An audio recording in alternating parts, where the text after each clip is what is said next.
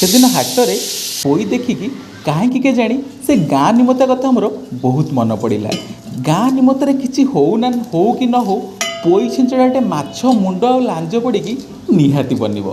टंका 10टा देकी 3 खंड पोई आनी ताको भल से छड़ेकी तापर कौन कली ना माटी आलू आ पोई डंक को तेल लुण हलदी देकी भाजिकी टिके काढ़ीदेवे। तापर ना पियाज रसुण अदा जीरा सुखला लंका बाटे गोटा मसला टिके पकेबे टमाटर पकेबे लुण पकेबे आ सब गुंड मसला पकेबे कढ़ई रे मसलाटा हो आसिले टिके हेंगू मन करके पकेबे। तापर पोई पत्र काटिकी रखिथे ताकू पकेबे।